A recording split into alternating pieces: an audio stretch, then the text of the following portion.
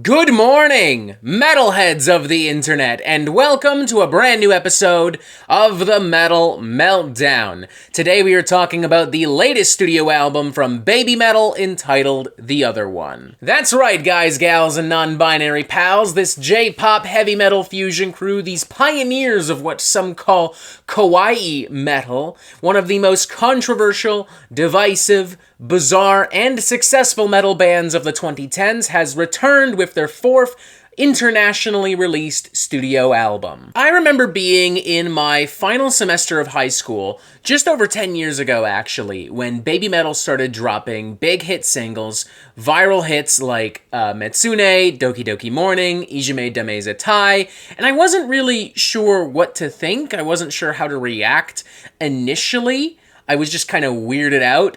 With time, I would say that I've come to appreciate the absurdity and even the artistry of Babymetal as they've continued to expand, as they've continued to refine their craft and get more and more popular. I can't say that I'm like a colossal fan or anything like that, but I'm not one of those metalheads that just completely dismissed Babymetal as a gimmick band. Like, say what you will of the J-pop industry and how things are put together over there, but those little girls can sing and dance their fucking hearts out, and the band that is typically backing them up is usually chock full of extremely talented musicians and songwriters. With all this in mind, expectations for The Other One were set semi-reasonably high beforehand, and now that I've jammed the album, now that I've spent a pretty decent and thorough amount of time with it, I can say that they've been semi-reasonably met. One thing I notice about this record right away is that it is a much more mature, grown-up, adult record in comparison to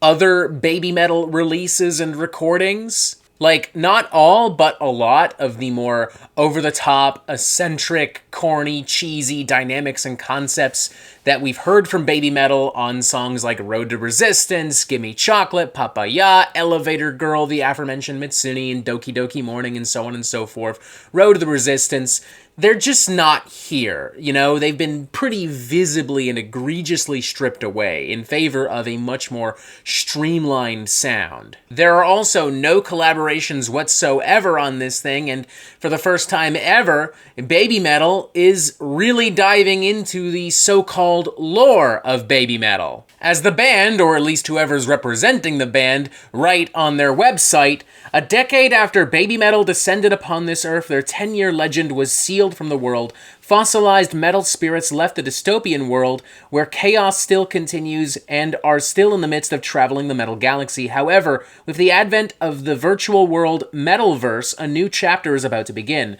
Through the Metalverse, a restoration project called The Other One will reveal a new side of Babymetal we never knew existed. This is the other story of Babymetal. Now, what does all of that mean? Honestly, I've no earthly fucking clue. As far as I can tell, it's a bunch of nonsensical comic book sci-fi gobbledygook about parallel dimensions and the multiverse, and it doesn't make a lick of fucking sense. Thankfully, what the album lacks in conceptual clarity, at least according to my dumb Canadian ears, it more than makes up for with legitimately well-produced and delivered music. Metal Kingdom, for instance, is a triumphant pop metal anthem with a decent amount of melodrama and heart and urgency. Should there ever be a day where Babymetal should have to lead people into battle, there's no doubt in my mind that this is what would be playing. Then there's Monochrome, which contrasts some simplistic and emotive hard rock and heavy metal riffery with some almost ballad-like vocal crooning. A very interesting cut. It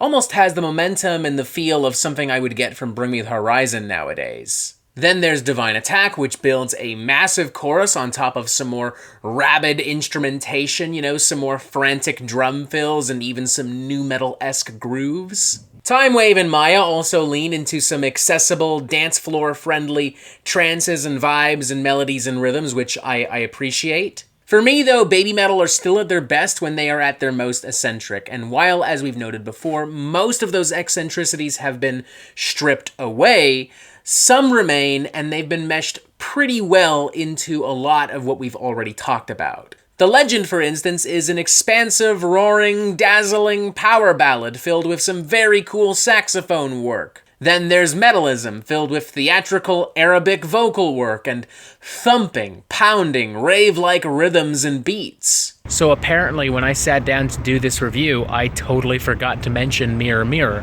which is honestly unacceptable, because it's a fantastic song, maybe even the best on the album, at the very least one of my favorites. It's got lots of weird alien cybernetic vocals and synthesizers, a chorus befitting of a Periphery song, some guitar tones and textures befitting of a Steve Vai song. It's just gnarly and wild. I love it. I dig it. Even if you don't check out the album, at least give this one a shot. I gotta be honest too, Sue Metal and Moa Metal, or whatever the fuck their names are, great fucking vocalists. Like, they are just as dynamic and just as versatile as the musicians on here. Like, I have no issue whatsoever telling you that this is the best that both of them have sounded on any Babymetal release to date. They've grown a lot with this band, and it shows. Overall, I'm feeling a solid 3.5 out of 5. The weirder stuff on this record would probably get like a 4, everything else would get like a 3, so we're gonna go right in the middle. Anybody still arguing that Babymetal is just a gimmick band clearly did not pay close attention to a lot of what's on this album. I'm not going to sit here and act like this is the greatest or the most unique thing ever made, but the fact is there's a lot of talent consistently on display here, and there's a lot of stuff that Babymetal are doing on this album that other mainstream rock and metal bands just aren't. I'm curious to see how people will react to this being like less over the top like other albums and songs that they've done in the past. But I do think overall, if you've supported and enjoyed Babymetal over the course of the past decade, you will enjoy this record as well. I honestly got a lot more out of this than I expected, and I think at this point I'm just like, you know what? Even if they are a gimmick, fuck it. It's a gimmick that still works. Somehow. I don't know for how much longer, and I would recommend Babymetal reconsider the name, since these babies are now like women in their mid-20s, but whatever. Overall, 3.5 out of 5. I thought it was pretty good, warts and all. Pull the stick out of your ass, have fun, or don't, your call. And that is it for the Metal Meltdown. I'm not an expert, nor do I claim to be. So what do you think? Do you like this record? Do you not like this record? And what do you want to hear from me next? And thank you for watching. Make sure you press subscribe right here so you get updates on the Metal Meltdown e-fucking immediately. And as always, you have yourself a fantastic fucking day.